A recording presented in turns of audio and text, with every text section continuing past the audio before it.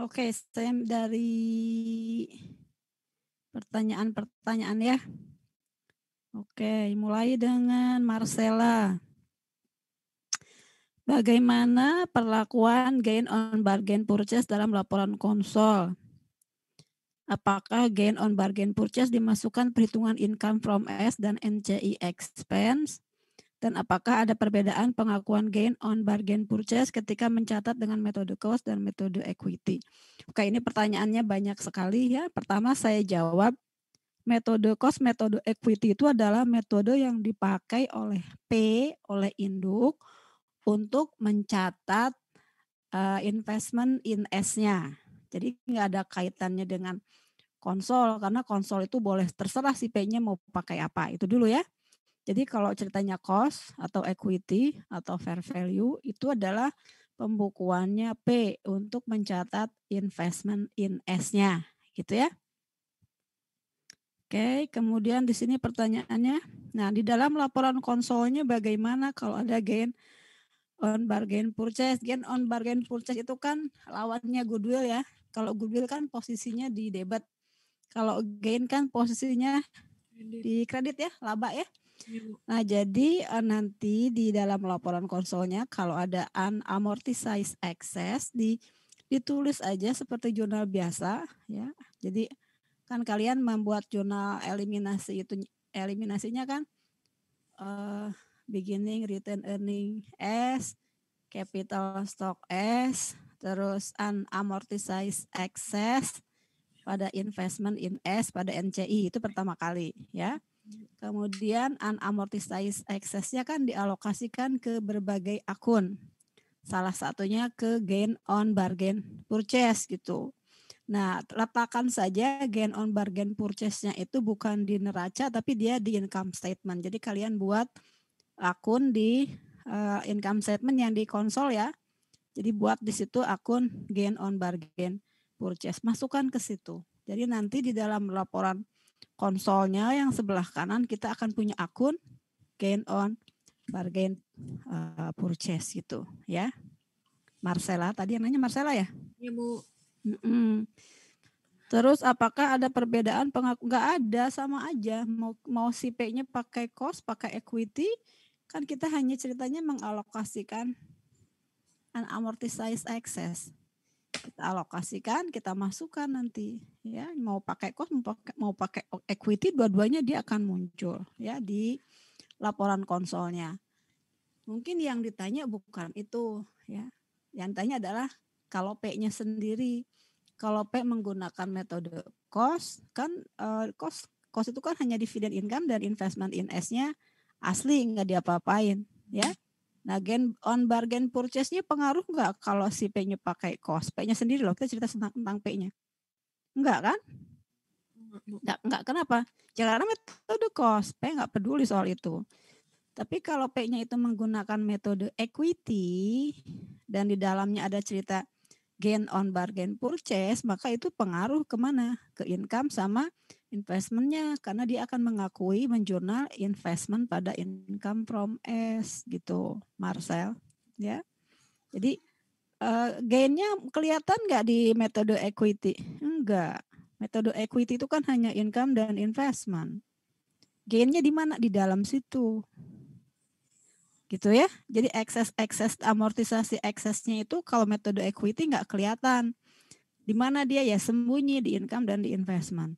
Tapi kalau misalnya kita ceritanya konsol, itu keluar semua. Eksesnya itu kemananya keluar. Kelihatan di mana? Di konsol. Ya, di P-nya enggak, di cost enggak diapa-apain, di metode equity diapa-apain, tapi hanya di P sebagai dirinya sendiri, bukan P sebagai induk gitu ya. Kalau sebagai induk kan nanti dibuka, investmentnya hilang, income-nya hilang, diganti dengan berbagai akun. Salah satunya adalah account bargain purchase tadi. Di mana tempatnya? Karena dia itu laba, langsung diakui, masukkan di income statement. Bikin aja lah, dibikin satu pos aja kita bikin sendiri. Sama seperti goodwill atau paten kan nggak ada juga, kita bikin sendiri. Gitu ya. Oke, apakah itu menjawab pertanyaan? Iya Bu, makasih Bu. Oke. Kemudian Namira. Bu, saya bingung kalau membuat laporan konsol di tahun kedua atau ketiga, keempat, kelima, dan seterusnya. Pokoknya bukan di tahun pertama gitu ya. Tanpa membuat tahun pertama. Ya, yang bikin bingung apa? Karena di dalam soal-soal yang diberikan di ujian itu biasanya dikosongkan investmentnya, gitu kan?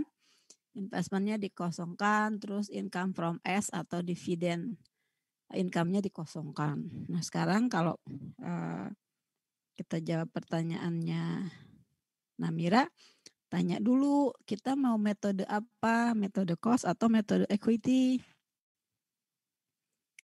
Mir, Namira, oke sekarang kita asumsi kalau menggunakan metode cost ya, dikosongkan tuh. Misalnya dikosongkan, kalian harus ngisi dividen income.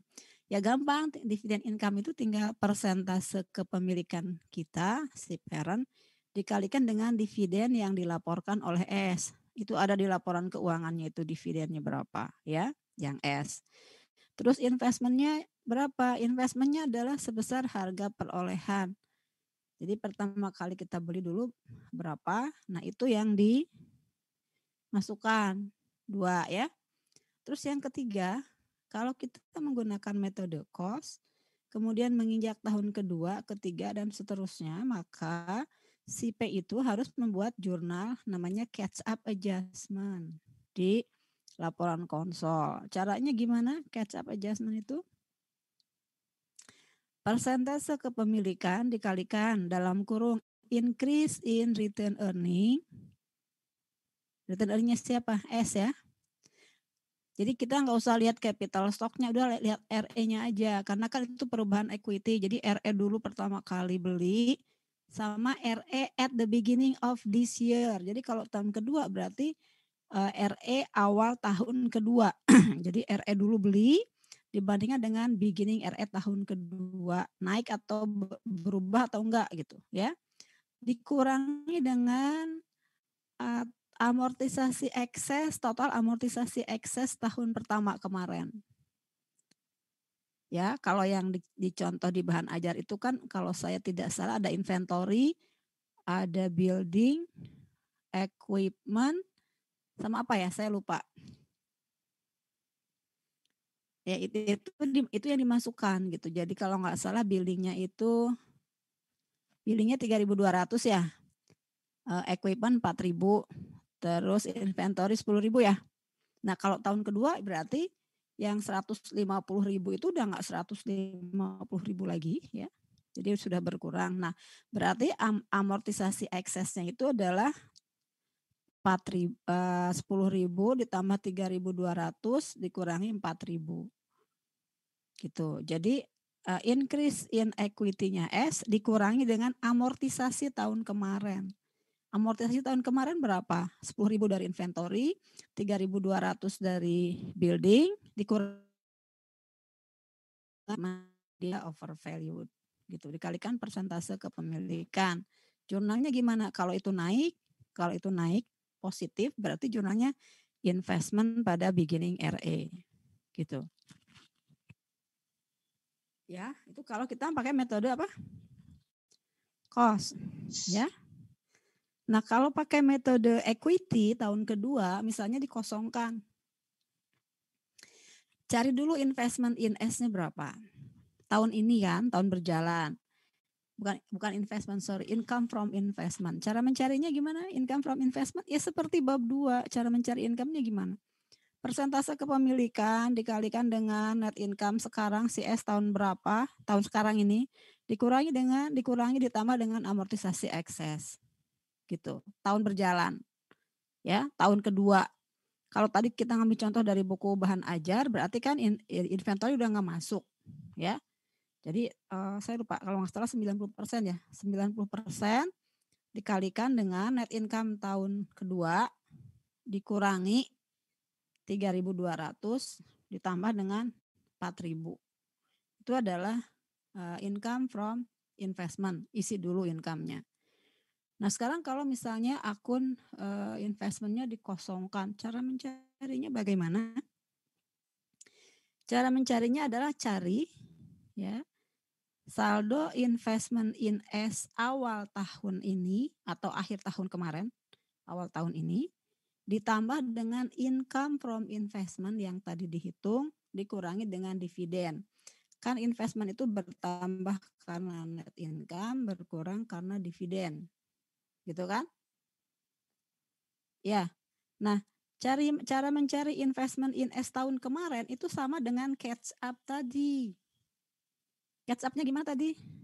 Beginning RE tahun ini dikurangi beginning RE tahun kemarin dikalikan dengan amortisasi tahun kemarin gitu kan, dikalikan sekian persen. Nah itu kita dapat saldo investment in S awal tahun. Terus ditambah dengan income from investment yang tadi kita hitung dikurangi dengan dividen gitu.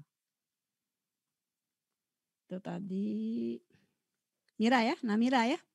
Gimana Namira? Iya Bu, udah paham Bu. Terima kasih Bu. Oke. Jadi kalau si P itu ya mau pakai cost, mau pakai equity, kalau kita sudah di tahun kedua, ketiga dan seterusnya dan di laporan keuangannya itu di ujian itu dikosongkan, cara mencarinya sama catch up adjustment ya. Kalau cost cari catch up adjustment untuk beginning aja. Jadi enggak ditambah lagi dengan income from S enggak ya. Tapi kalau jadi kita hanya catch up yang tahun kemarin saja. Tahun ini mau kita nggak catch up, tahun ini langsung di laporan konsolnya.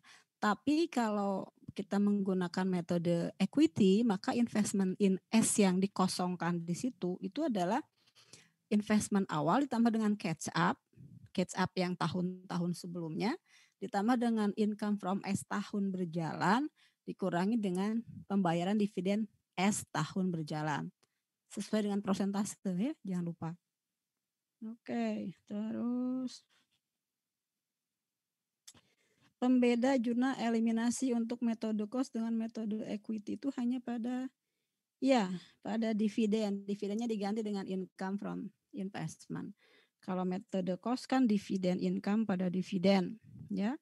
Kalau metode equity gimana? Income from S pada dividen pada investment, gitu ya. Baik Bu. Itu untuk Rizky. Terus Putri, ini juga pertanyaan sangat sama dengan di kelas-kelas yang lain ya.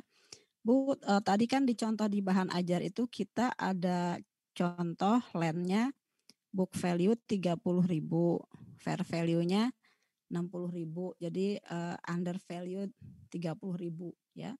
Terus misalkan si land-nya dijualnya berapa? Misalnya dijual 70.000 ya.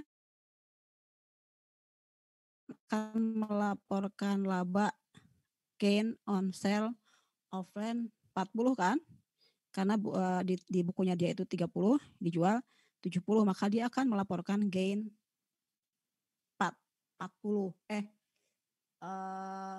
40, gainnya 40 ya. Nah sekarang dari sudut pandang investor, benar nggak gainnya itu 40? Enggak, kenapa? Karena di mata saya land itu harganya 60, nilainya 60.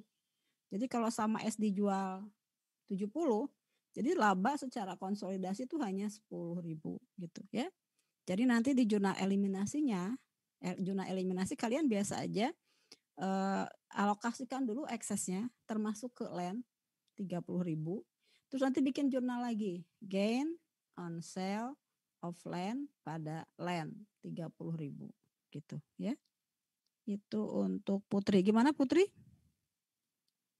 Berarti kalau misalnya ada penjualan aset tetap, berarti kita harus jurnalnya sama kayak penjualan land gitu ya Bu? Sama aja. Nah, cuma yang kalau land kan mau dijual kapan saja nggak masalah ya. Kenapa? Karena nggak ada depresiasinya. Iya Bu. Nah, kalau si equipment misalnya, pokoknya fixed asset yang sifatnya depreciable, sama aja dibuat dulu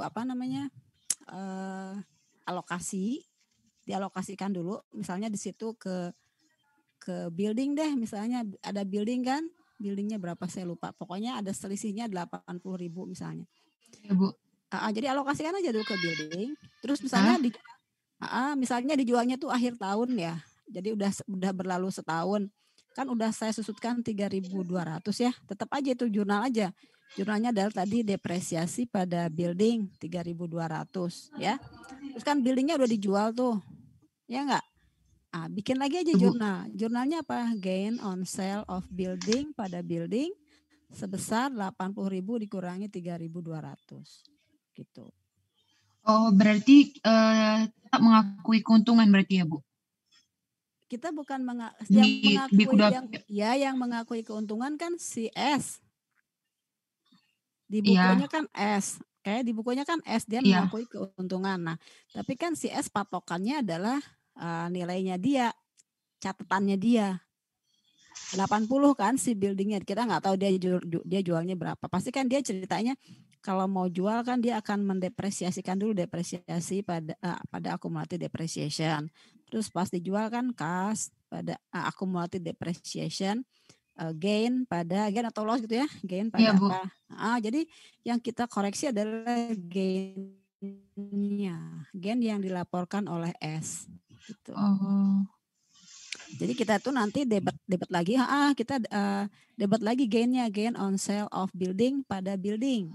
Nah gitu. Pada buildingnya nggak 80, kenapa? Karena sudah berkurang 3.200. 3.200. Oh, berarti Ya. kita harus memperhitungkan berapa accumulated-nya gitu lah berarti ya, Bu? Jadi kalau misalnya tahun kedua ya, kita menginjak tahun kedua, tinggal dilihat aja dijualnya tuh kapan gitu. Tapi yang jelas begitu tahun kedua buildingnya kan sudah bukan 80, buildingnya kan sudah 76.800. Terus dijualnya misalnya akhir tahun kedua, ya bikin dulu lagi 3.200 itu. Jadi untuk depresiasi tahun kedua kita bikin depresiasi pada building. Terus nanti di jurnal lagi gain on sale of building pada building, sehingga buildingnya itu habis gitu, nggak ada. Si eksesnya itu nggak ada. Berarti sebenarnya itu hampir sama kayak nggak laporan konsolidasi, tapi bedanya di laporan konsolidasi kita eliminasi gain on sale-nya kan, Bu? Tapi nanti gain on sale itu bukan berarti hilang loh ya. Jadi gimana, Bu? Tadi kita misalnya kembali ke land ya. Land. Misalnya land tadi dijualnya 70. Ya, kan di bukunya S kan 30. Jadi S melaporkan gainnya berapa? 40 ya, di bukunya S ya. Ya, Bu. Oke. Terus saya sekarang mau gabung laporan keuangan saya sebagai parent ya. Kan tadi saya jurnal gain on sale of land pada land 30. Berarti nanti di laporan konsol muncul gain on sale of land-nya berapa? 10.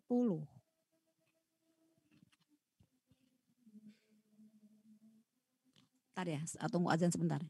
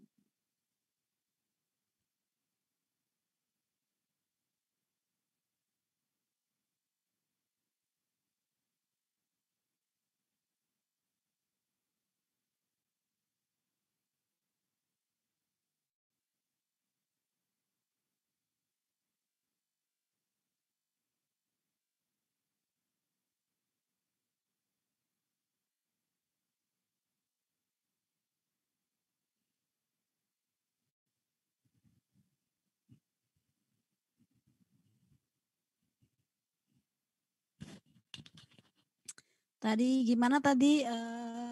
Lupa saya. Tadi ini Putri ya? Iya, Bu. Tadi kita kembali ke Len tadi ya. Iya. Len itu kan di bukunya S dicatatnya 30. 2.000, ya Bu. Terus dia jual 70, berarti kan S akan melaporkan laba berapa? 40 kan? Iya, Bu. 40 itu kata S. Terus kan saya bikin jurnal eliminasi tadi, gain on sale of land pada land 30, ya enggak? Jadi gain yang muncul di laporan konsol itu enggak akan 40, berapa? 10.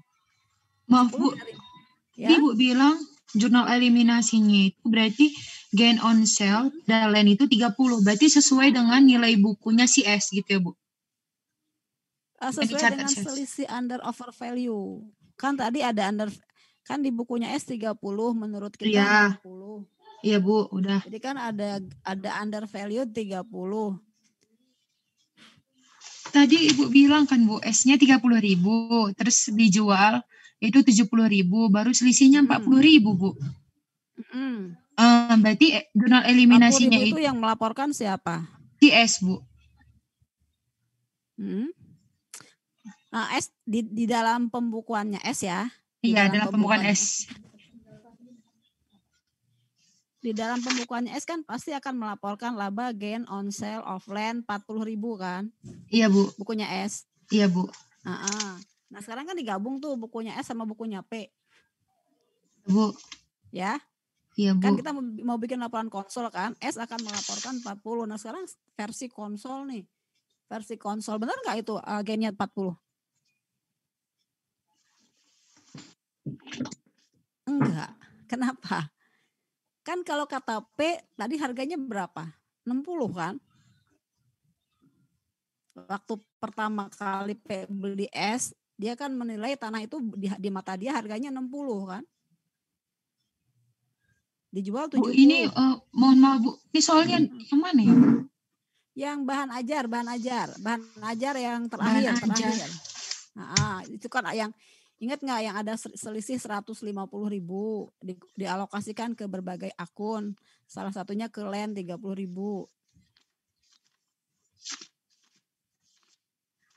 Coba lihat yang lainnya juga sambil lihat-lihat. Kalau nggak salah saya, soal yang nomor 3 atau nomor berapa? Bukan ya? soal, contoh. Bukan soal, itu bukan soal, contoh yang biasa. Contoh di bab 3. Mau saya sudah ini? Bu. Boleh, Bu. Di situ kan ada selisih 150, ingat nggak? Ada goodwill 50, terus dialokasikan ke berbagai account. Kalau nggak salah inventory 10, land 30, building 80. Sudah, Bu. Iya, Bu. Ada land kan? Ada, Bu. Ada land 30 kan? Iya. Tapi kata investor itu bukan 30, nilainya berapa kata investor? 60 kan? Iya, Bu. Nah, kalau 60, kan sekarang saya mengendalikan S ya. Jadi S itu kan jadi anak saya. Terus S menjual tanah itu keluar 70. Nah, dari sudut pandang saya sebagai investor, laba itu berapa? 10. Makanya kan tadi saya jurnal dieliminasi gain on sale of land pada land 30. Jadi nanti gain yang muncul di laporan konsolnya hanya 10.000. Iya, terus landnya nggak ada lagi. gitu. Jadi Iya. alokasikannya tadi ke inventory, land, building, equipment, goodwill ya. Iya, Bu. Nah, terus yang inventory kan karena terjual masukkan ke COGS. OGS. Ya. Nah, terus kalian menjawab pertanyaan Bu, kalau inventory-nya nggak terjual semua, misalnya terjualnya hanya separoh, ya berarti COGS-nya ya separohnya. Kita jurnal aja COGS pada inventory ya separohnya. Artinya tahun depan akan muncul lagi ekses ke inventory separohnya. Gitu. Itu menjawab yang saya lupa tadi yang nanya. Inventory kalau tidak terjual semuanya ya. Ada tadi siapa yang nanya? Ya, kalau inventory tidak terjual semua, pokoknya ada yang nanya itu tadi ya, lupa saya siapa. Jadi itu nanti COGS-nya ya separohnya, kalau yang terjual separohnya. Gitu ya. Nah, terus tadi kan ada land gitu ya. Putri udah paham kan? Udah, Jadi kan Bu. land-nya tetap aja alokasikan dulu ke land. Jadi inventory, land, building, goodwill pada equipment, pada unamortized excess gitu. Terus si inventory-nya kan COGS pada inventory. Ya, Ya, Bu. habis semua. Kalau terjual semua berarti habis semua 10.000. Ya. Terus yang land-nya kan land-nya nggak ada terjual. Kita bikin jualan lagi gain on sale of land pada land. Jadi yang pertama kita mengalokasikan, yang kedua kita hilangkan. Kita amortisasi semuanya sekaligus. Kenapa? Karena barangnya dijual. Jadi jurnalnya adalah gain pada land. Di jurnal eliminasi saja. Dengan jurnal eliminasi itu maka gain konsol dari land hanya 10.000 itu. Ya. Nanti saya share itunya. Baik, Bu. Nah, sama aja kalau building ya sama aja, ya. Kalau building misalnya buildingnya dijual kapan jualnya? Misalnya jualnya pas akhir tahun. Kalau pas akhir tahun ya alokasikan dulu sama ke building 80. Terus ada setahun selisih depresiasi kan kalian jurnal lagi tuh operating expenses pada building 3.200.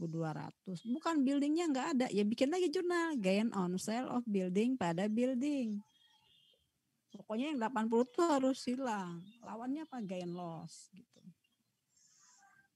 Itu mengoreksi gain loss yang dilaporkan oleh S karena pasti beda versi ya.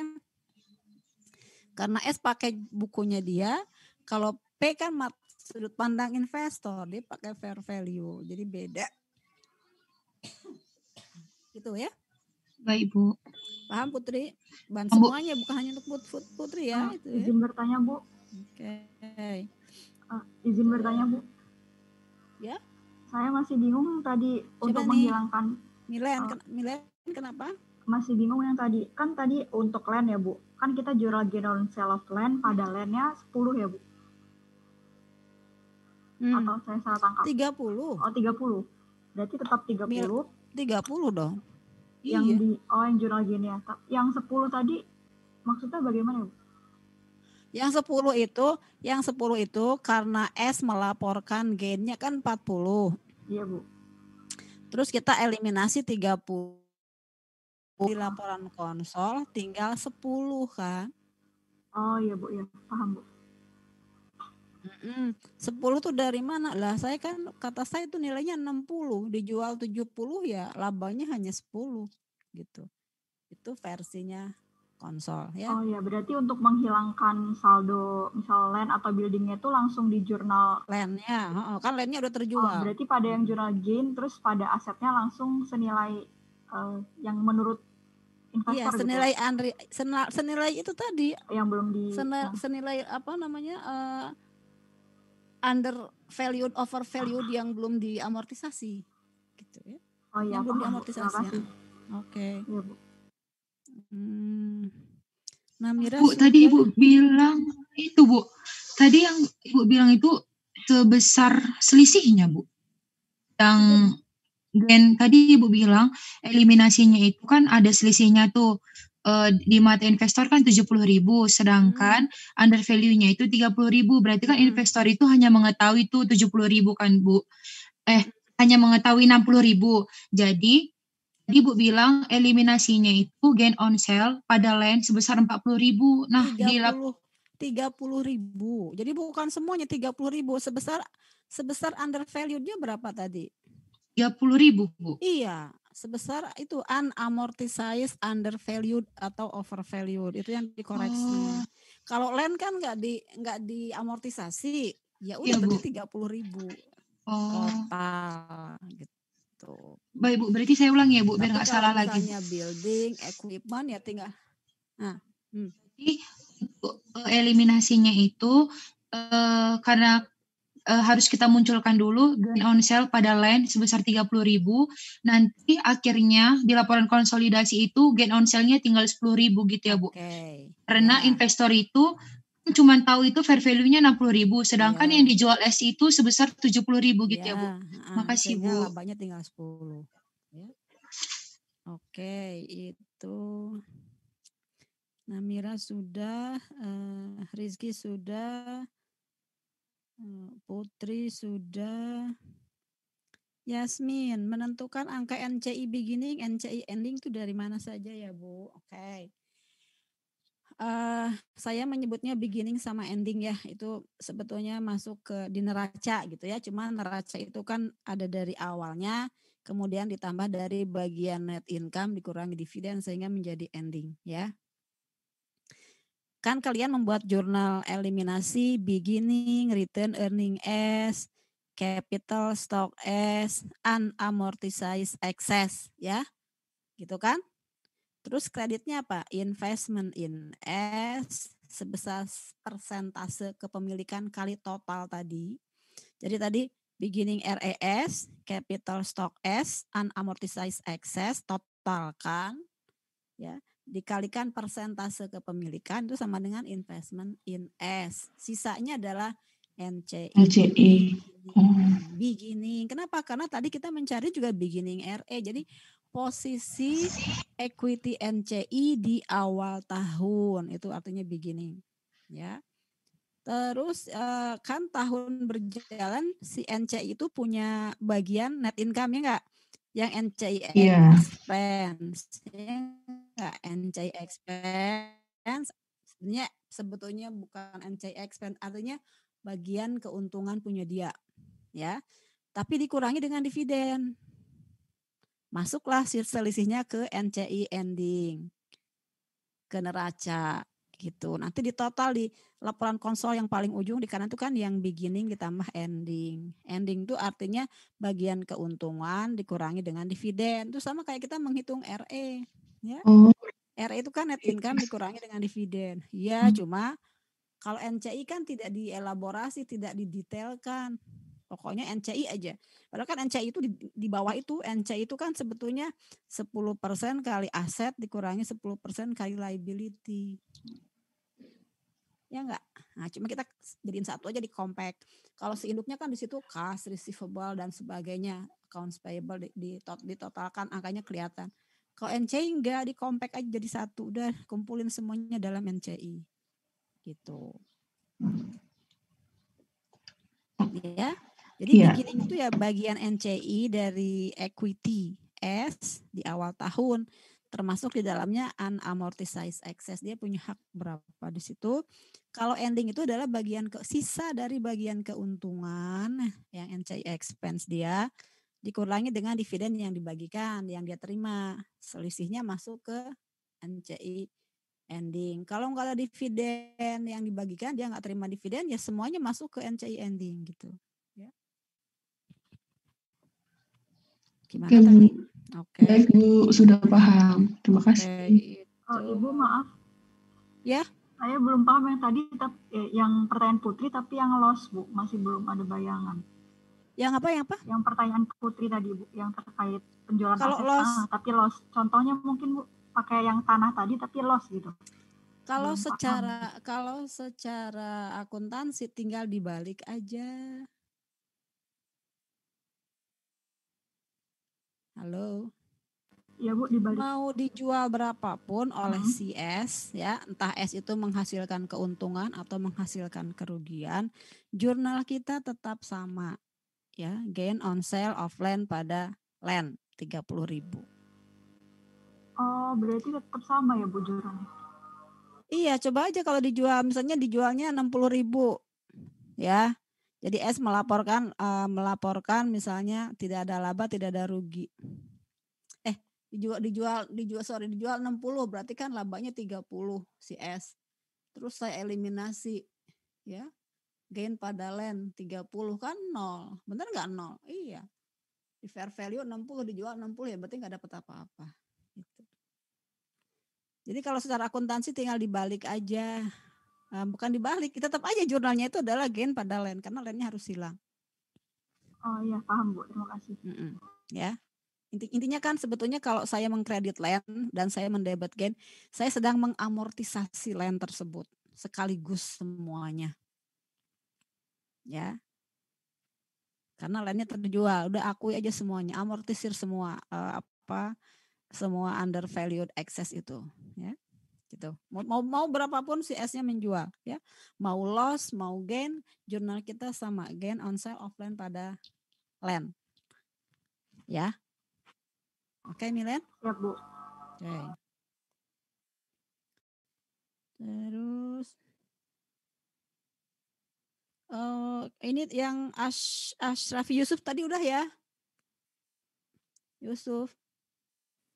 Ya Bu.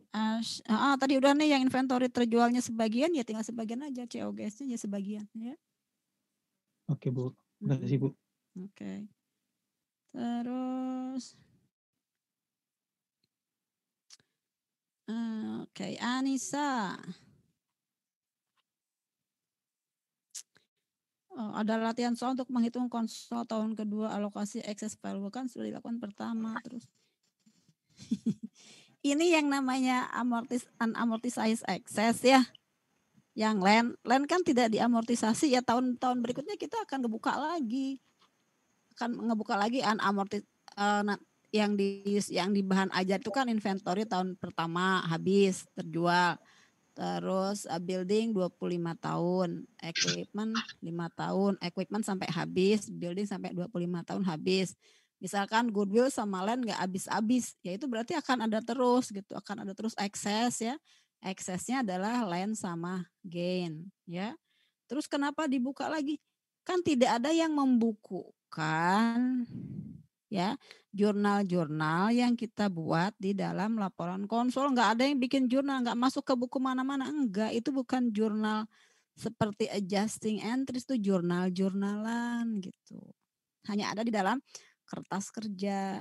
Jadi sampai kapanpun landnya ya memang undervalued aja 30.000. Sampai kapanpun selama landnya nggak dijual. Ya, kita tetap aja harus membuka lagi nanti unamortized excess-nya. Sisa 80, 30 ke land, 50 ke goodwill. Gitu ya. Karena nggak ada yang membukukan. Anissa mana ini? Iya, Bu. Iya, nggak ada amortisasi. Tapi pas tahun kedua, mau kedua, ketiga, keempat, kelima, dan seterusnya. Akan ada terus landnya. Itu karena dia jurnalnya nggak masuk mana-mana ya Bu, jadi nggak ada yang jadi kita tuh saya bilang balik lagi itu jurnal eliminasi itu jurnalan, tidak ada yang membukukan jurnal itu ke buku besar, nggak ada akun unamortized excess di P di S tuh nggak ada, adanya di mana? Hanya di laporan konsol. Iya. Goodwill ada nggak di P? Nggak ada. Goodwill ada nggak di S? Nggak ada. Di mana? Di konsol. Itu tadi gain on bargain purchase. Ada nggak di P? Nggak ada. Di S ada? Nggak ada. Adanya di mana? Konsol. Ya. Jadi nggak ada yang membukukan itu si jurnal-jurnal yang kita buat itu nggak ada. Itu jurnal-jurnalan. Meskipun jurnal-jurnalan, tapi itu memudahkan kita untuk menyusun laporan konsolidasi. Dan di dalam ujian itu yang dinilai. Justru jurnal eliminasi yang dinilai. Ya. Oke, itu untuk Anissa. Misal saya lupa menulis operating expense menjadi depreciation expense, boleh ya. Kalau mau bikin sendiri, misalnya di situ hanya ada operating expense. Terus misalnya eksesnya itu ke building sama equipment. Saya mau bikin depreciation expense building sama depreciation expense boleh ya, boleh. Tapi kalau depresiasi kan lawannya apa? Akumulatif. Berarti kalian kan harus membuka lagi akun apa? Accumulated depreciation, ya enggak? Padahal biasanya buildingnya equipmentnya biasanya sih dinetkan, ya. Jadi kan repot, kalian harus bikin dua, depresiasi sama akumulatif. Ya. Tapi kalau ya nggak apa-apa sih, boleh aja. Tapi tadi balik lagi harus ada lawannya. Ya. Nah kecuali kalau di dalam laporan keuangannya itu memang ada akun depresiasi. Ya, masukkan ke situ. Kalau ada akun depresiasi building ya buildingnya masuk ke situ, ya. Ada depresiasi equipment berarti depreciation expense equipment gitu. Kalau nggak ada operating aja, ya. Kalau lupa ya saya maafkan ya. Ini lupa katanya. Oke, nggak masalah. Jangan lupa kalau ujiannya. Iya, Bu. Oke. Makasih, Bu. Itu berapa hari kemarin ya? Sampai 3 malam. Lalu siapa lagi nih?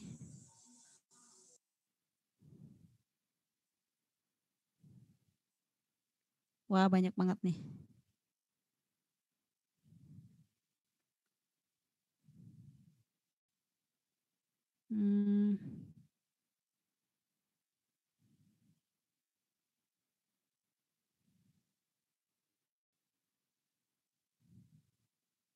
Jika pembelian saham di perusahaan anak dilakukan di pertengahan tahun, apakah perhitungan excess value? Ya, perhitungan excess value-nya sama seperti di bab 2, ya, cuma untuk untuk konsolidasi dan UTS itu biasanya laporan keuangannya belinya tidak di awal.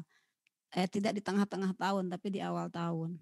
Ya, itu nanti kalau yang konsol tengah tahun itu di bahan untuk UAS. Kalau UTS enggak dulu, ya. Itu untuk siapa? Eli ya? Mana Eli? Ya Bu, gimana? Maaf tadi ke disconnect Bu. Oke, jadi kalau pembeliannya di tengah tahun, ya itu nggak akan keluar di UTS kalau untuk konsol. Konsol yang artinya kalau kita membeli saham anak perusahaan, jadi induk sama anak, itu ceritanya kalau untuk UTS hanya terjadi di awal atau di akhir tahun, ya. Untuk konsol ya. Kalau untuk metode equity tetap ada ya, metode equity tetap ada interim acquisition, tapi kalau untuk konsol interim acquisition akan diajarkan untuk bahan UAS bukan UTS. Nanti di UAS ya Eli ya. Oh, begitu Bu. Baik Bu, makasih Bu. Jadi kalau untuk metode equity ya, metode equity itu interim itu sangat penting gitu ya untuk metode equity. Tapi kalau untuk laporan konsol itu ceritanya si P beli S-nya itu nggak akan di tengah-tengah tahun karena materinya belum sampai ke sana, ya. Iya Bu. Oke. Catch up. Febri tadi udah dijawab ya Febri.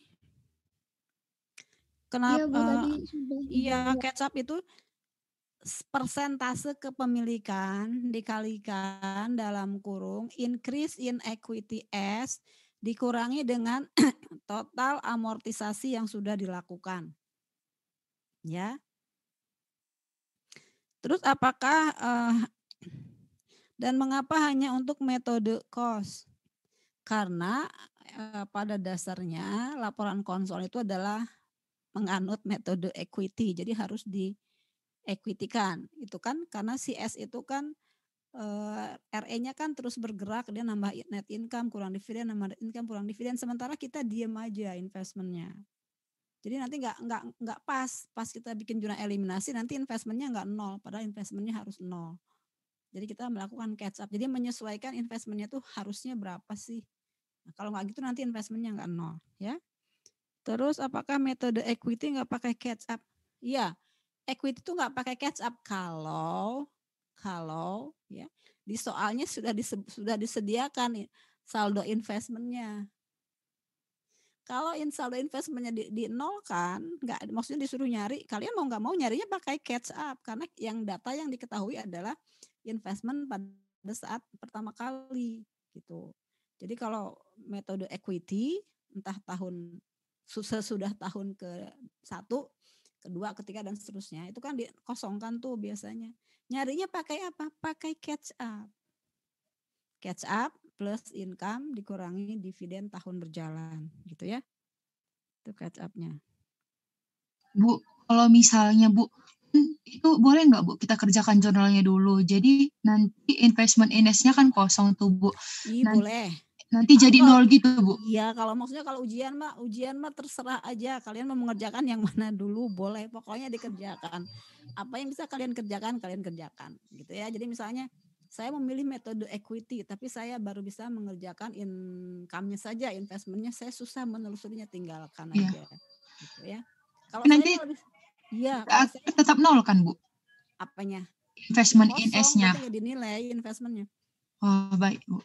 Bukan Bu, maksudnya ujungnya nanti terakhir di laporan konsolidasi itu setiap tahun itu bakalan nol kan Bu? Nol. Tapi kalau tanpa proses berarti nol. Saya nggak lihat ujungnya, saya lihat adalah prosesnya.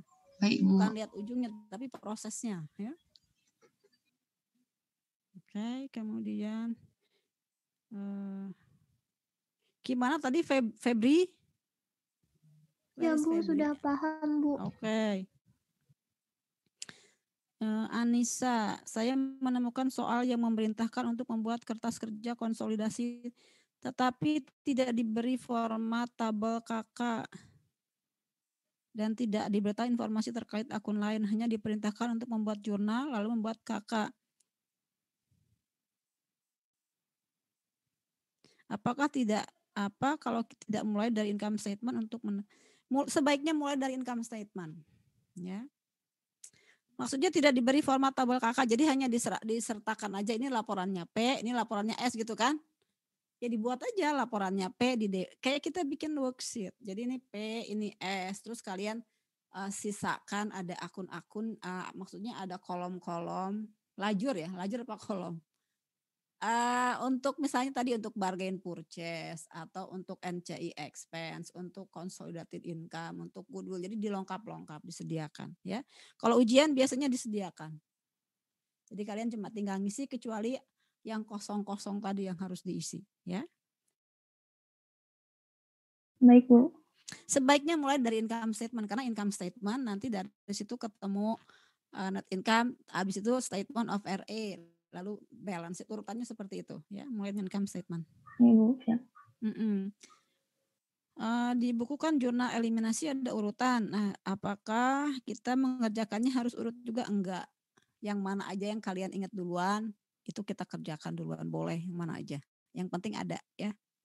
Enggak harus urut. Itu urut, bukan urut sebetulnya yang jurnal eliminasi itu kan jenis. Coba diingat-ingat lagi yang mana ya yang ada tapi belum saya jurnal gitu ya. Lebih kepada itu, tapi nggak harus urut. Sudah habis tuh pertanyaannya, bagaimana masih ada yang mau ditanyakan? Ada 2 lagi yang terlewat sepertinya Bu. Yang oke. Coba saya lihat lagi. Muhammad Farhan.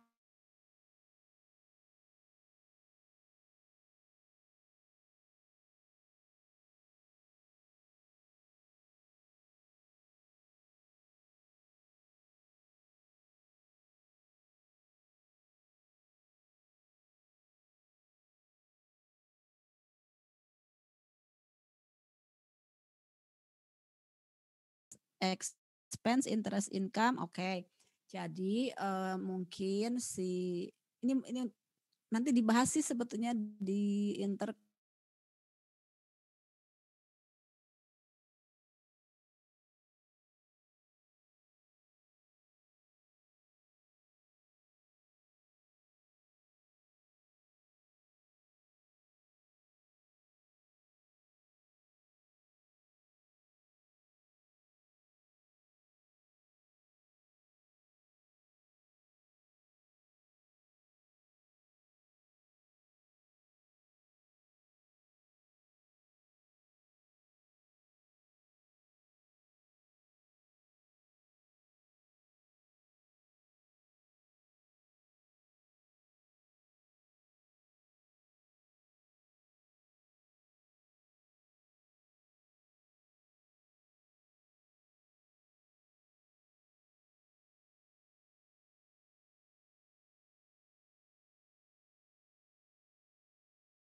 Jika iya, bagaimana perlakuannya, Bu? Iyalah, 0 itu belum tentu nggak ada ekses. Ya, dilihat kalau ekses itu taunya dari mana? Ekses itu taunya lihatnya jadi gini, kalau mencari total ekses itu kan cari total nilai perusahaan, ya nggak? Total nilai perusahaan, terus dibandingkan dengan book value aset neto perusahaan. Selisihnya adalah total excess. Misalnya nggak ada total excessnya 0. Terus apakah 0 itu berarti tidak ada under value? Belum tentu. Kalau mau lihat under value over value harus lihat laporan keuangannya, lihat akun-akunnya gitu. 0 itu belum tentu nggak ada cerita under over, ya. Under over tetap harus dilihat ke bukunya, ke akunnya sendiri-sendiri harus dilihat, ya. Oke, mana Afal tadi, Avalia? Baik, Bu. Jadi tidak ada hubungannya, Bu. Oke, Jadi tidak ada hubungannya ya, Bu, sebenarnya. Nggak ada hubungannya. Jadi 0 itu belum tentu nggak ada cerita under sama over. Kalau 0 itu berarti total under dan total overnya sama, jadi 0. Ya bukan berarti juga nggak ada cerita amortisasi, enggak, itu masih mungkin. Ya. Baik, Bu. Terima kasih. Oke. Izin bertanya ini Milen ya. Setelah mengerjakan worksheet metode equity di soal latihan, saya melihat net income induk sama dengan konsol net income dan nilai. Iya, ini harus. Kalau enggak berarti salah. Kan tadi saya bilang konsol itu sama dengan metode equity. Jadi metode equity itu disebut juga sebagai konsolidasi satu baris. Kalau konsolidasi kan laporan keuangannya berbaris-baris, ya. Kalau equity kan hanya satu baris, income statement diwakili oleh satu baris. Satu barisnya apa? Income from investment. Kemudian neraca diwakili oleh satu baris. Satu barisnya apa? Investment in S. Gitu. Jadi equity itu sama dengan konsolidasi satu baris. Kalau kalau konsol itu adalah equity berbaris-baris, ya. Jadi kalau P-nya menggunakan metode equity, maka net income-nya P itu akan sama dengan income konsolidasi. Kalau enggak berarti salah, ya. Kemudian net RE ya, RE ending dari si induk itu akan sama dengan RE konsolidasi. Kalau enggak berarti salah. Gitu ya Milen ya? Ya, Bu. Jadi kalau kalian menggunakan metode equity, cek ya, income-nya si induk, net income induk pakai equity sama dengan net income-nya konsol, ya. Return earning P pakai metode equity sama dengan return earning-nya konsol. Kalau enggak berarti bikin laporan konsolnya salah. Itu sebagai kontrol. Nah, kalian mau menggunakan si P-nya tuh mau pakai cost, mau pakai equity, laporan konsolidasi ujungnya harus sama, akhirnya harus sama. Kalau enggak berarti salah, ya. Dan tapi kalau di ujian tidak akan disuruh membuat dua-duanya, salah satu aja kalian milih. Kalian memantapkan diri, saya lebih suka cost, saya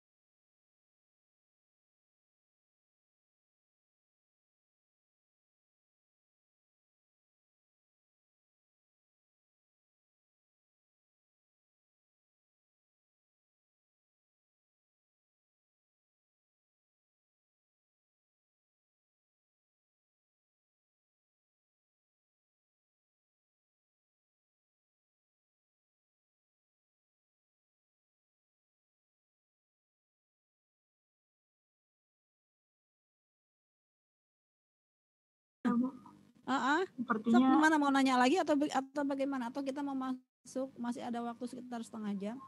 Mau apa? Mau masuk ke materi baru atau bagaimana? iya mungkin bisa Bu. Soalnya nanti mungkin kalau ada yang mau tanya lagi, teman-teman bisa langsung menambahkan lagi. Oke, jadi masuk ke materi baru. Boleh Bu.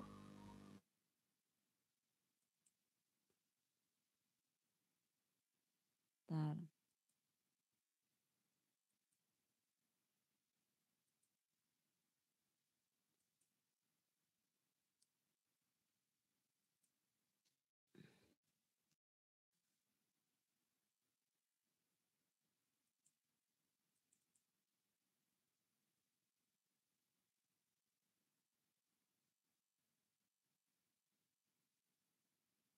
Oke, kita masuk ke materi baru ya. Kalau nggak ada pertanyaan lagi ya.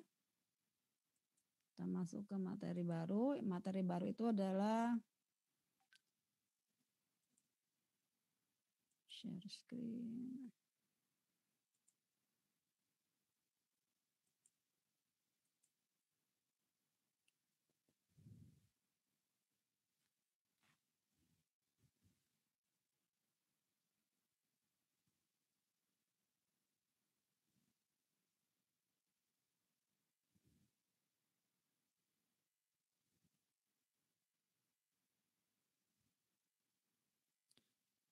Oke. Nah, salah satu tujuan kita melakukan kombinasi bisnis itu kan supaya saya bisa menjual barang dagangan saya ke dia ya. Karena misalnya saya hanya bisa memproduksi, tapi saya nggak jago jualannya. Jadi saya beli perusahaan yang jago jualan. Atau sebaliknya, ya sebaliknya. Saya jago jualan, tapi saya nggak punya produk. Jadi saya membeli perusahaan yang punya produk. Nanti dia jual ke saya jual keluar, ya. Makanya kita membeli sahamnya. Nah, jadi si induk sama anak itu sangat boleh jadi itu menjual barang dagangan, ya. Kalau induk jual ke anak namanya penjualan hulu. Bahasa Inggrisnya downstream. Downstream itu berarti aliran ke bawah. Induk yang jual ke anak, ya. Bahasa Indonesianya penjualan dari hulu, ya.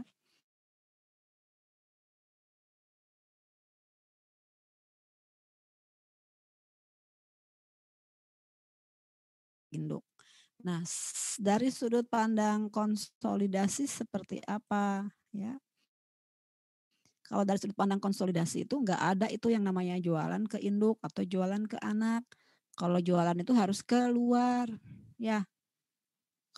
Jadi kan sudut pandang konsol itu induk sama anak itu dianggap sebagai satu kesatuan ekonomi sehingga laporannya harus di konsol, ya. Bentar. Oke.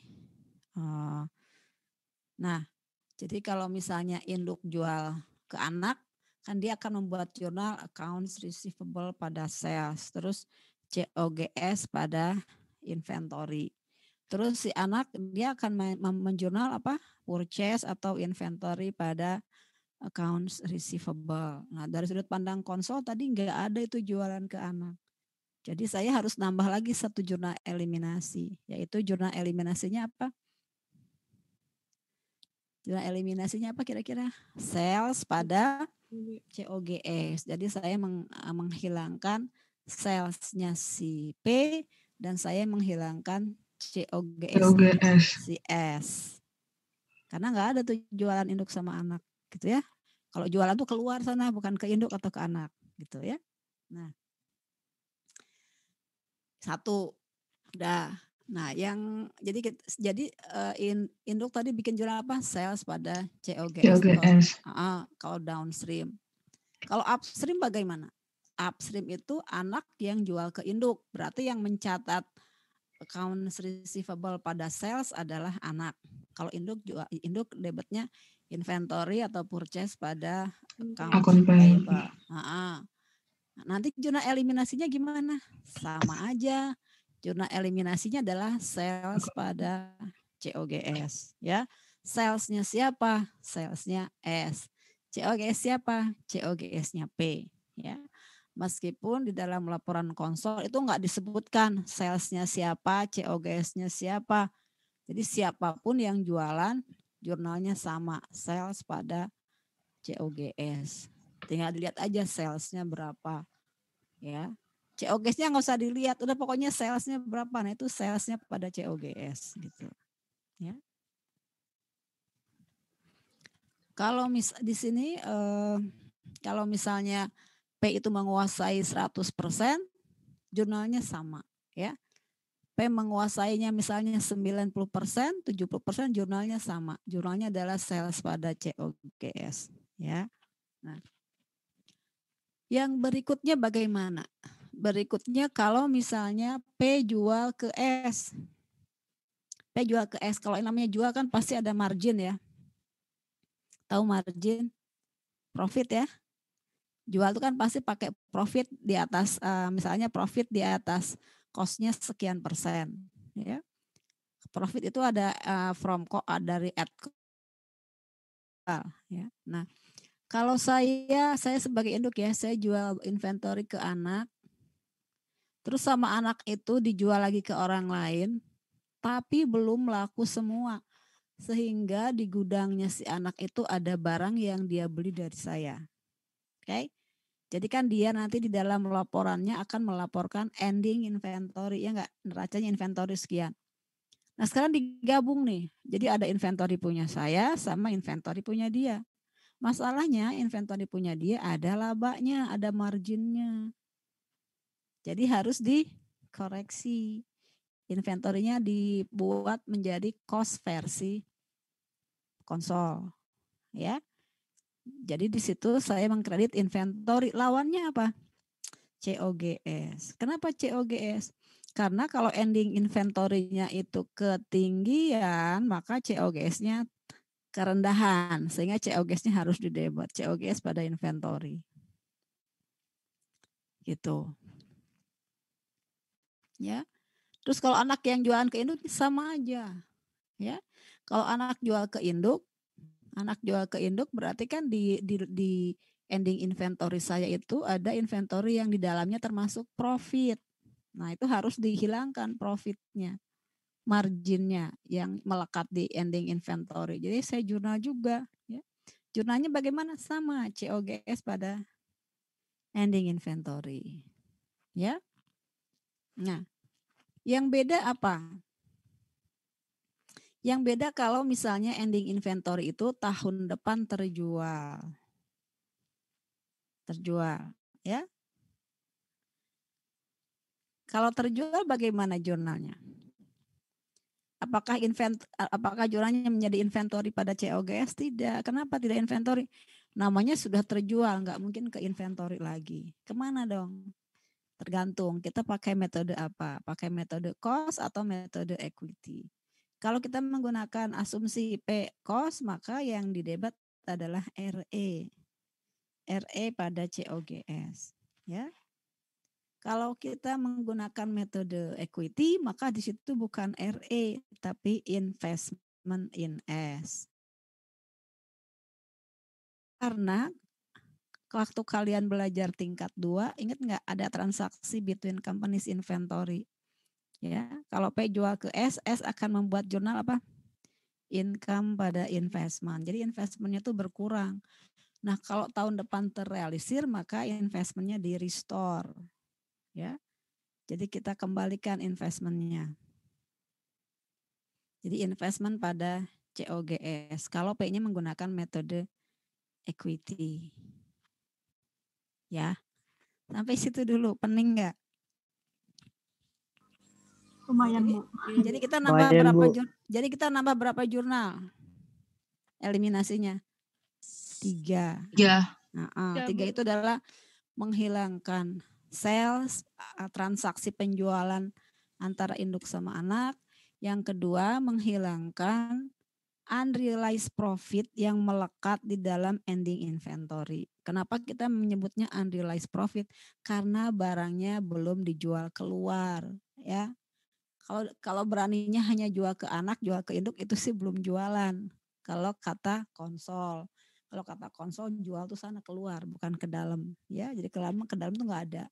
Nah, kalau misalnya saya jual ke P atau S atau ke S, ya, di dalam ending inventory ada melekat margin, maka itu harus dikeluarkan. Jurnalnya COGS pada ending inventory. Kemudian kalau tahun depannya ending inventory itu terjual, maka direalisir, ya.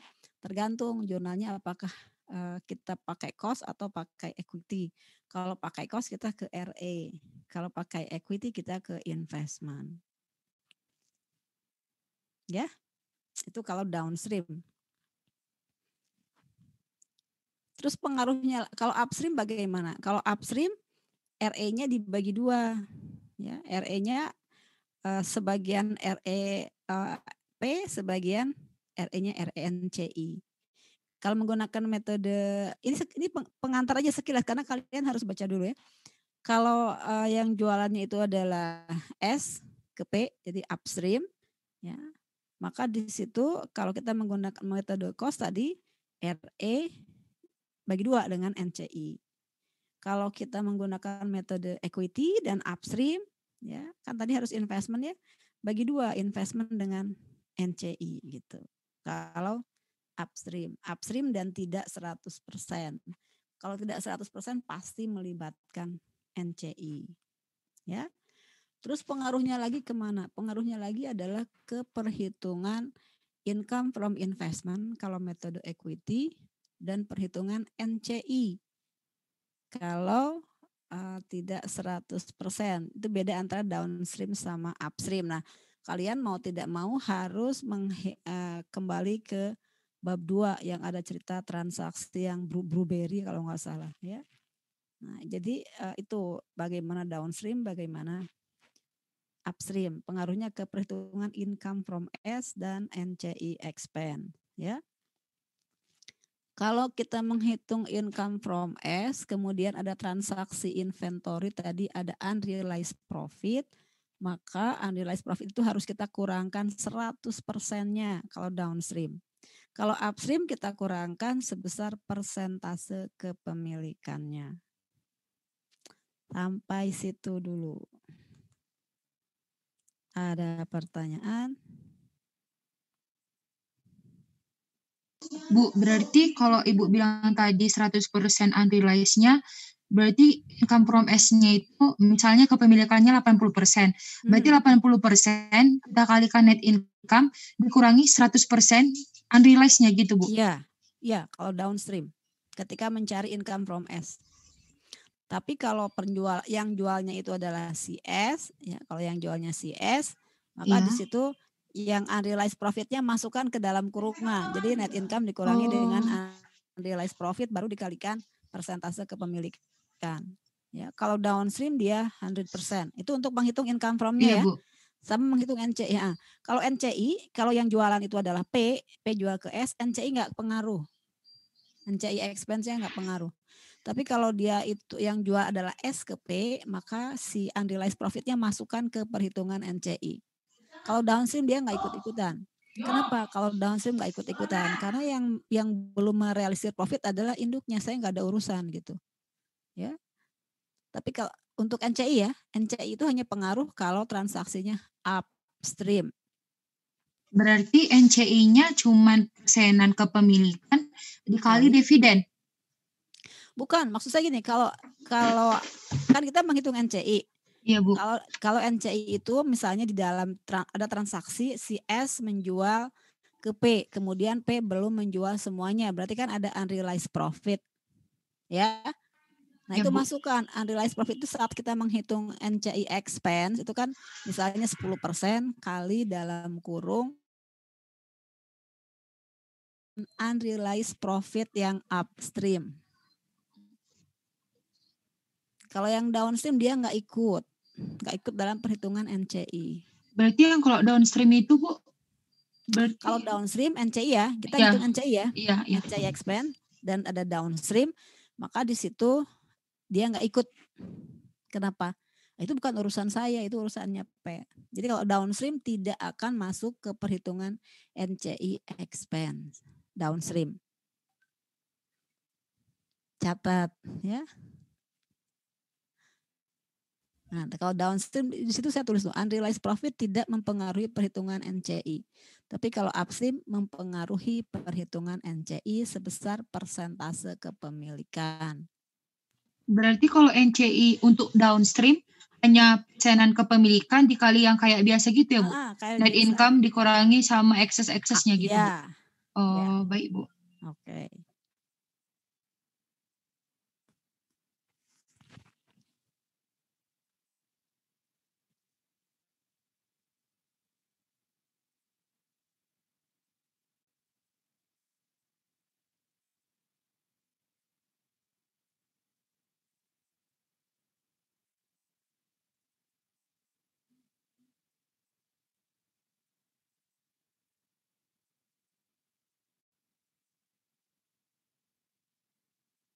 Ya.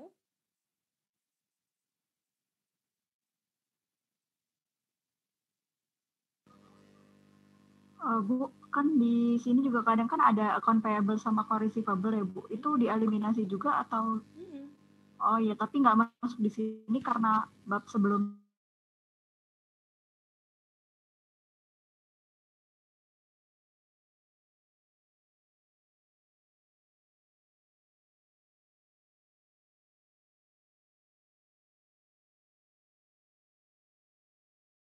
Jadi jurnalnya accounts payable pada accounts receivable. Itu biasanya yang timbul dari sini, dari jual beli ini.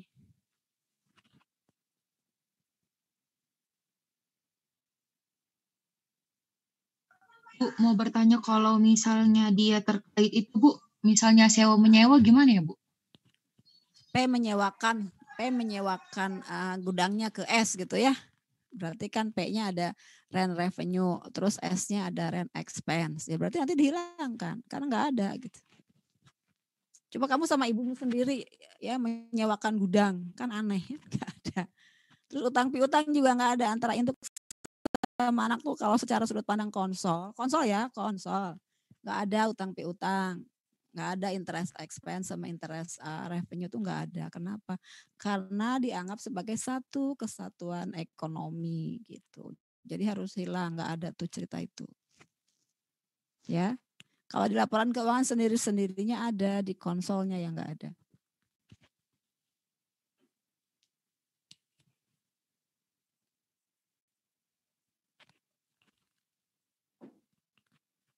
Ayo lanjut.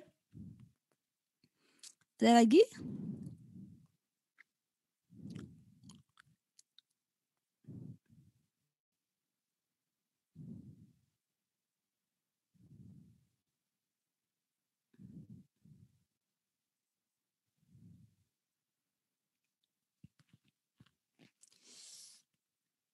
Halo? Lanjut dulu mungkin Bu. Ya, belum Bu. Oke, karena masih masih samar-samar ya. Jadi sebetulnya kita itu hanya untuk UTS hanya nambah satu transaksi, yaitu transaksi yang melibatkan barang dagangan. Itu bisa P yang jual ke S atau S yang jual ke. Kalau tahun pertama, tahun berjalan saja, itu paling hanya ada 2 jurnal, yaitu menghilangkan sales sama COGS dan menghilangkan unrealized profit gitu. Nah, logika saya sih tidak akan ujian tuh tahun pertama, paling enggak tahun kedua dan seterusnya. Kalau tahun kedua nanti berarti jurnalnya ada 3, ya, menghilangkan intercompany transaksinya, menghilangkan unrealized profit, sama kita mengakui realized profit. Jadi yang kemarin ditangguhkan tahun ini diakui. Jadi nambah 3 jurnal eliminasi gitu ya. Nah, terus menambahnya lagi, nambah susahnya kemana? Nambah susahnya untuk menghitung income from investment. kalau P menggunakan metode equity, ya. Susahnya lagi kemana atau pengaruhnya lagi kemana ketika kita menghitung NCI expense. Jadi ada berapa itu? 5 ya? 5. 3 jurnal eliminasi, ya. Terus mempengaruhi perhitungan income from S kalau P-nya menggunakan metode equity. Sama mempengaruhi perhitungan NCI. NCI itu mau pakai si P-nya pakai cost, pakai equity, tetap aja kita menghitung NCI expense kalau kita membuat laporan konsol. Jadi mau cost, mau equity sama. Pengaruhnya gimana tadi? Kalau downstream kalian mau menghitung income from S itu masuk semua 100%. Dikurangi itu downstream, misalnya ada unrealized profit, kurangi semuanya, ya. Untuk menghitung income from S dari downstream. Kalau menghitung income from S dari upstream berarti hanya persentase kepemilikan, ya. Kalau kita menghitung NCI-nya downstream nggak ikut, yang ikut hanya upstream. Oke, gimana? Udah cuma itu ceritanya, ya. Terus nanti berarti di laporan konsolnya nambah aja, nambah susah aja, ya. Jadi nanti di NCI expense-nya itu kan misalnya kepemilikannya 10%, berarti kan 10% dikali dalam kurung net income S dikurang ditambah amortisasi ekses, dikurangi unrealized profit yang upstream ditambah dengan realized profit yang upstream. Itu kalau NCI expense, ya. Kalau misalnya transaksinya downstream ya berarti tidak ada di NCI expense-nya. Oke. Nah, sering jangan dikacaukan antara downstream upstream dengan excess. Ya, ketika kalian itu menghitung catch up adjustment itu hanya ceritanya excess yang dari cost ke equity. Downstream upstream nggak ikut cerita di situ, ya. Nanti downstream upstream itu ikutnya ketika kalian menggunakan metode equity dan kita menentukan investment in S, ya. Makanya kalau saya lebih suka kalau metode cost, kenapa nggak susah gitu ya mencari investment in S-nya. Oke, kalau begitu karena belum baca ya, jadinya agak susah dan saya menjelaskannya agak. Oke, nggak apa-apa. Ini lihat ini aja ya. Oke, ini contohnya. Ini income-nya P dan S tahun 2009. Ya. Kayaknya kalau di bahan ajar harusnya udah bukan 2009, kayaknya saya ingat saya 2015 atau 16 ya. Oke, di situ misalnya ada penjualan antar perusahaan sebesar 100.000. Kemudian ada unrealized profit dalam ending inventory 20.000. Nah, kadang-kadang si unrealized profitnya itu harus dicari. Kalau di sini udah disebutkan ya. Nanti kalian kalau dicari bagaimana ya. Nah, gimana jurnal eliminasinya? Kita lihat dulu ya. Kalau downstream sama upstream eliminasinya sama ya, sales pada COGS, terus COGS pada inventory. Oke. Nah, sekarang bagaimana menghitung income from investment dan NCI-nya? Nah, income from S kalau misalnya tadi transaksinya downstream berarti 80% kali net income-nya S dikurangi 100% ini unrealized profit ya. NCI expense-nya 20% kali 50.000. Berapa? 10.000. Ya. Jadi kalau transaksinya downstream, NCI enggak ikut-ikutan. Yang ikut ada income from 100%. Kalau di sini sudah 100% berarti kan di sini enggak ikut, ya. Kalau upstream, nah di sini bagi 2.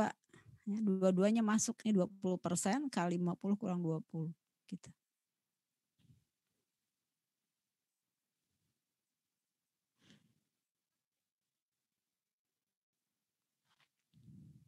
Ada pertanyaan?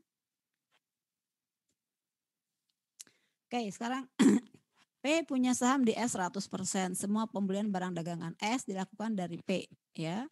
Kemudian P jual inventory ke S dengan margin 20% dari cost. Cost barang yang dijual 20, berarti marginnya berapa itu? 20% kali 20 berarti 4.000 ya. Oke, sehingga di sini ya S menjual barang lain, oke 30.000 ya. S di sini akan melaporkan sales berapa? 30 dari mana? Dari sini ya. P melaporkan sales 24 dari mana? 120.000 ditambah 20% kali 20, 24. Ini adalah dia yang jualan ke S, oke? COGS. Nah, jurnal eliminasinya adalah sales pada COGS. Sehingga yang konsol itu adalah yang keluar, ya. COGS-nya berapa? Nah, dengan jurnal ini, dengan jurnal eliminasi ini, cost-nya adalah cost yang asli berapa? Yang asalnya berapa? 20. Gross profit-nya berapa? 10. 10 ini kita bagi 2 sebetulnya ya enggak? Untuk P 4.000, untuk S 6.000 gitu.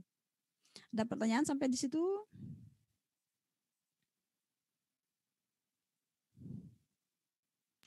Itu tadi dibagi gross profit-nya berdasarkan apa, Bu? Mana? Ini yang 10.000 Ini tadi. kalau kita lihat, kalau secara konsol, ini gross profit-nya adalah 10.000. Kalau kita lihat sendiri-sendiri ya, 10.000 itu kan 4.000 dinikmati oleh P, 6.000 dinikmati oleh S gitu ya. P itu kan dia jual ke S 24. COGS-nya 20, berarti kan labanya 4.000. Sedangkan S dia beli dari P 24, dia jual 30, berarti dia dapat laba 6.000. Kalau secara konsol kan sales itu adalah sales keluar. Yang keluar tuh berapa? 30 kan? Yang S jual keluar. Barangnya berapa sebetulnya? Cost-nya 20 kan? Barang asalnya 20. Sehingga total labanya 10 gitu. Gitu Putri.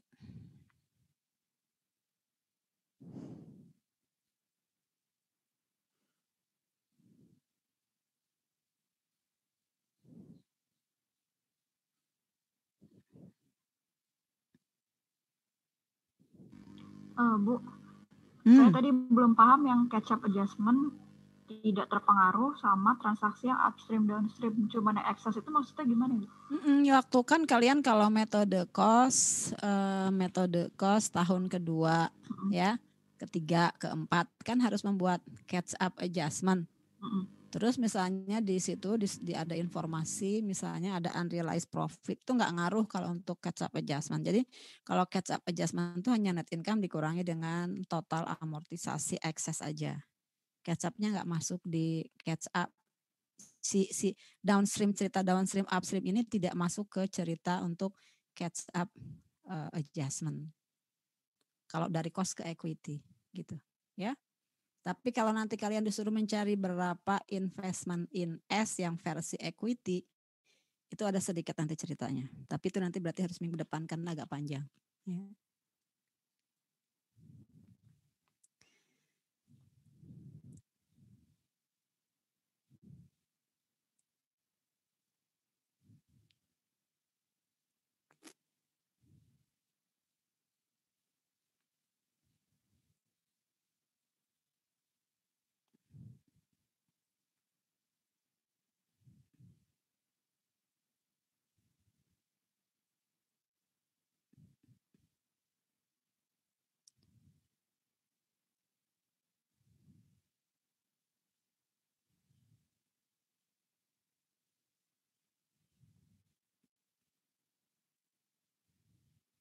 Halo, ada pertanyaan nggak? Nah ini sengaja hanya sampai di sini karena tadi saya bilang kalau belum baca nanti kalian agak susah ya. Iya Bu. Oke, gimana atuh jadinya? Gak ada pertanyaan lagi? Saya lihat nggak ada lagi yang nanya kok ya di sini. Iya, kita tutup Bu. dulu lah ya. Ya, Bu. Kita tutup dulu. Nah kalian untuk hari kita ketemu lagi kan hari Jumat. Tolong dibaca dulu. Itu hanya sedikit sebetulnya, dibaca dulu. Terus dikerjakan soalnya nanti dari situ nanti baru ketahuan yang mana yang tidak difahami. Jadi bayangan saya untuk yang pertemuan terakhir itu kita membahas pertanyaan-pertanyaan yang masih ganjil dari bab 1 sampai bab 3. Jadi untuk review lah ya. Untuk yang minggu depan. Kalau yang Jumat besok berarti masih masuk ini cerita ini, ya. Dan saya memang lebih suka kalau kalian itu baca dulu Terus yang tidak mengerti apa, tuliskan dulu di WA group, lalu masuk ke Zoom gitu ya. Untuk yang penjelasan mungkin agak panjang. Cuma kasihan yang keluar masuk gitu ya. Jadi nggak dengerin semuanya. Oke, saya tutup dulu. Sampai jumpa hari Jumat insya Allah ya. Assalamualaikum warahmatullahi wabarakatuh. Waalaikumsalam warahmatullahi wabarakatuh. Terima kasih banyak Bu. Terima kasih banyak Bu. Sama-sama.